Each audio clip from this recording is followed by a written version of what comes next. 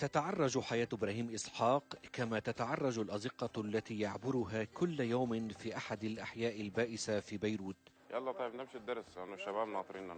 هو الشاب السوداني الذي قصد لبنان طالبا اللجوء إلى بلد ثالث.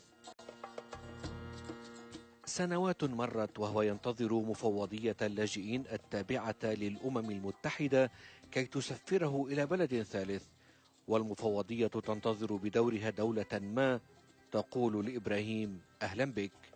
ومن انتظار الفرج وانتهاء الدوامة قرر إبراهيم تعليم رفاقه اللغة الإنجليزية.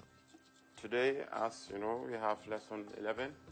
So in lesson 11 we have important words. لأنهم بوطنون لبلدان مثلا غير ناطقة باللغة العربية، فأنا قلت يعني تطوعا مني مساعدة لهم، فعملت هذا الصف وبساعدهم، والحمد لله يعني صار لنا حوالي 7 أشهر أو 8 عم ندرس ومتحسنين.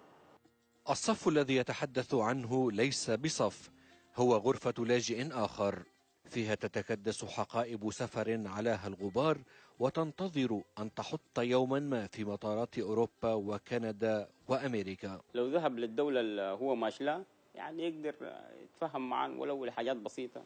على الكل بتحكي إنجليزي، وكمان الحقيقة أنا بدي أتعلم، وأنا طموحاتي كمان في الدنيا لما بقول بدي أروح أوروبا، أنا أمريكا أو كندا. أتمنى أنه يعني الله يفرج همنا وهم كل السودانيين الموجودين هنا. لبنان الذي بات يسكن فيه وافد مقابل كل 4 لبنانيين تحول إلى مصيدة للغرباء الباحثين عن أحلام وراء البحار.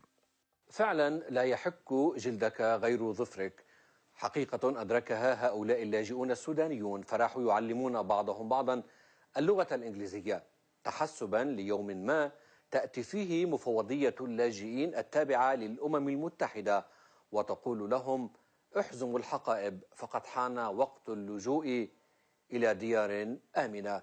لبرنامج اليوم على الحرة، مصطفى عاصي، بيروت.